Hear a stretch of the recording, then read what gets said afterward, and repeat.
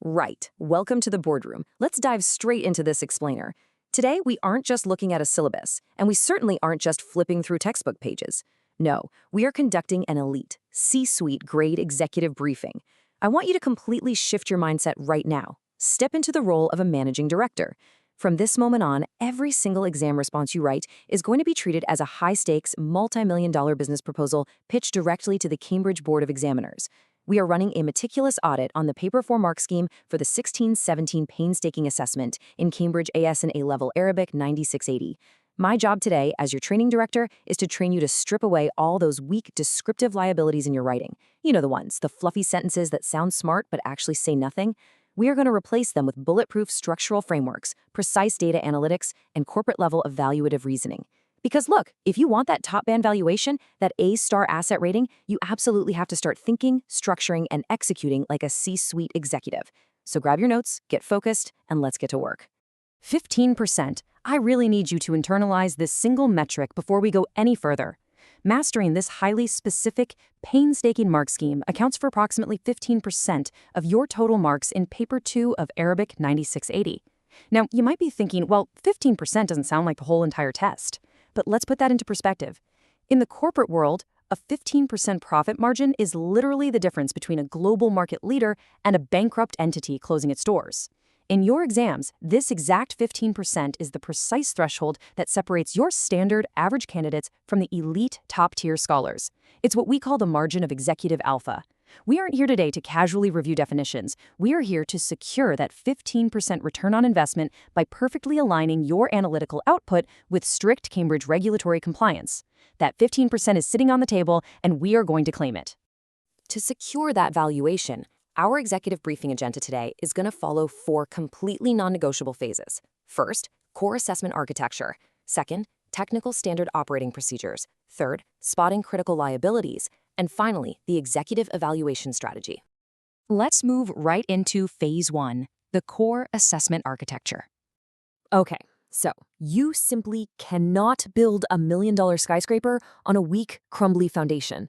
To understand exactly how to win over those tough Cambridge examiners, we have to deeply understand their demand for multi-stage analysis. Let me paint a picture for you. Imagine I have 2 junior consultants in my boardroom right now pitching a proposal for a major client. Let's call them Alex and Sam. Now, Alex is brilliant when it comes to raw facts. He walks into the boardroom, opens his briefcase, and just dumps massive volumes of factual data onto the table. Dictionary definitions, historical dates, grammar rules, you name it.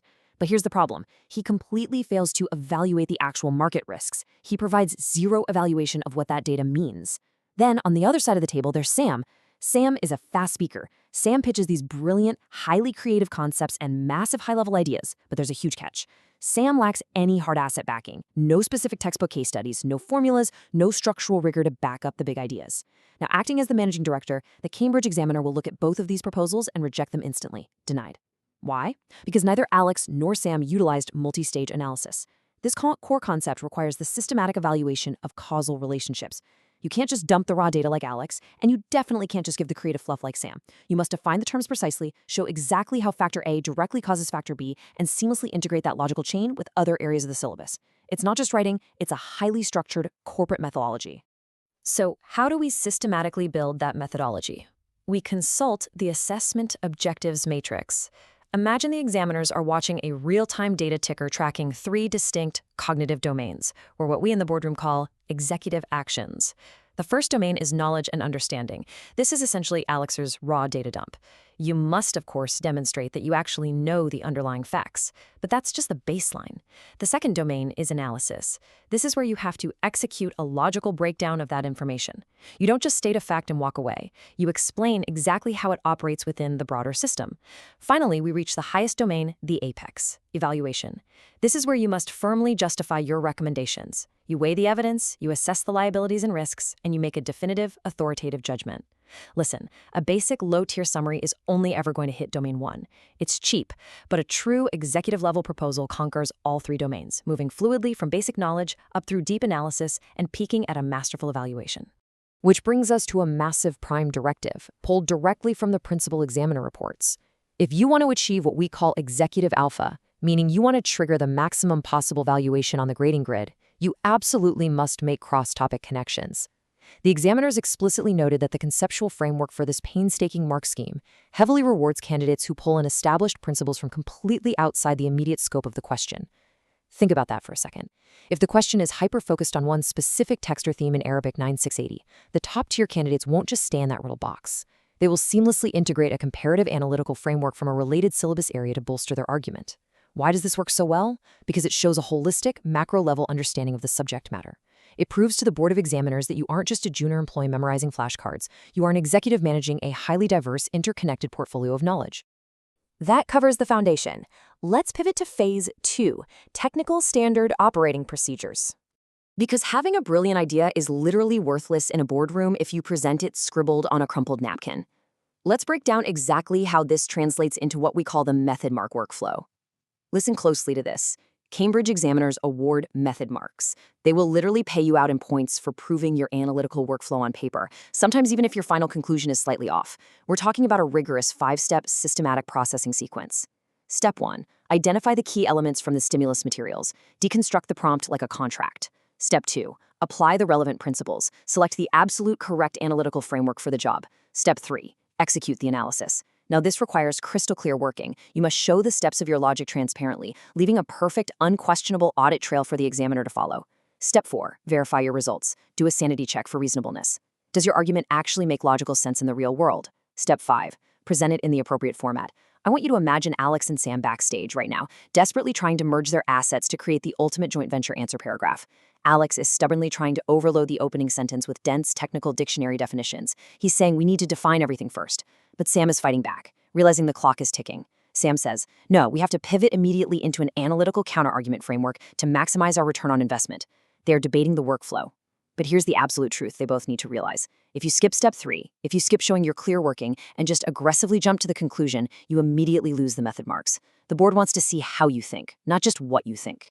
Furthermore, your presentation of this information must follow strict corporate conventions, proper headings, correct terminology, appropriate formats, and clear annotations. Guys, these are not optional suggestions. They are hard regulatory requirements. Missing any of these specific formatting conventions acts as an immediate compliance breach.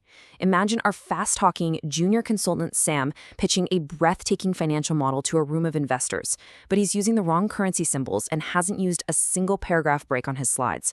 The board will stop listening immediately. The deal is dead. It is the exact same thing in the paper formwork scheme.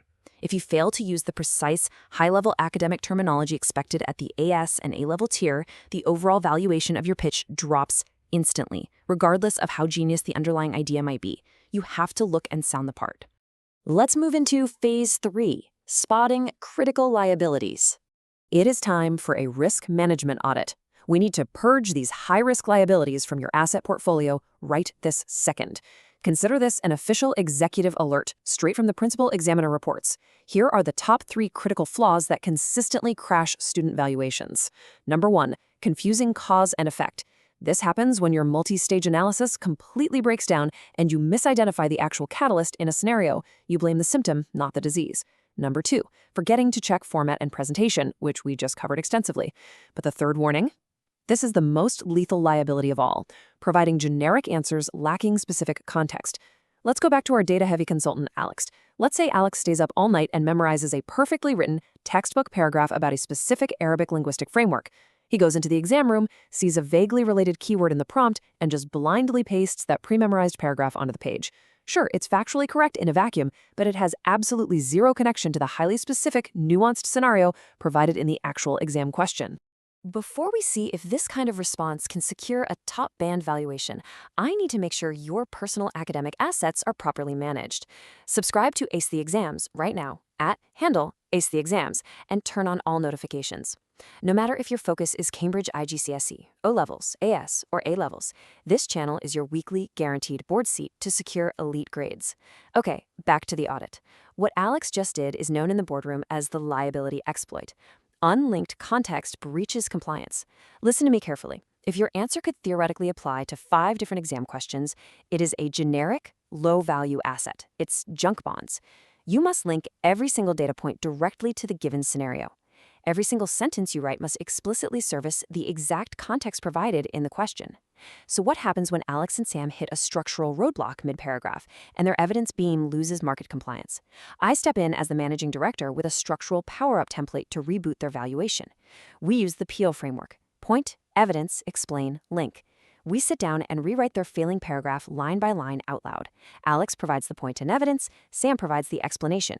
But the link at the end, that is what saves them from the liability exploit. You forcefully, explicitly tie your explanation back to the specific context of the prompt, seamlessly securing your points and maintaining 100% compliance. Finally, we reach phase 4, the executive evaluation strategy. All right, let's run a live interactive venture audit challenge right here, right now. I'm putting 60 seconds on the hypothetical audit clock. I want you to mentally compare two completely different approaches: a descriptive liability against an executive asset. Imagine a paragraph that is a descriptive liability. What does it look like? It simply restates the facts of the source text. It just tells the examiner a story about what happened. It is pure, basic knowledge with absolutely zero analysis. If you submit this, imagine an executive value meter on the wall just crashing down to zero. Now look at the alternative, an executive asset. This is a highly analytical, context-specific pitch that follows the command words perfectly. It references those cross-topic formulas we talked about. It doesn't just say what happened, it dives deep into how and why it happened. It evaluates the broader significance, and it directly addresses every single constraint of the prompt. Do you spot the precise difference? The critical exploit in the descriptive approach is the complete and total absence of the so what factor. The executive asset, on the other hand, answers the so what definitively and aggressively. To consistently generate that high-value executive asset, you must train yourself to climb the problem-solving ladder. Remember, those higher-order assessment objectives require you to move from descriptive up to analytical and finally peak at evaluative levels. Step 1. Deconstruct. You identify the given information and break the massive problem down into bite-sized, logical steps. Step 2. Solve systematically. You execute your analysis with that crystal-clear working we demanded earlier. Step 3. Evaluate alternatives. Pay attention because this is the absolute zenith of the mark scheme. Don't just present one single easy solution. A real executive compares different approaches, weighs the respective merits and liabilities, and makes a highly justified recommendation. When Alex's raw data precision finally merges with Sam's high-level conceptual thinking, and they actively applied this exact three-step ladder, their joint venture response instantly maxes out the meter, hitting that $1 million A-star valuation. And that brings us to the ultimate gold standard of executive-level thinking required by Cambridge. I want to read you a quote explicitly stated in the mark scheme. It says, "Top-scoring candidates demonstrate evaluative thinking by questioning assumptions, considering different perspectives, and justifying decisions with evidence." Let's break that down. Questioning assumptions, not taking things at face value, considering different perspectives, looking at the market from all angles, and justifying decisions with hard, undeniable evidence. If your exam paper reads like a passive, timid summary, you are failing the audit.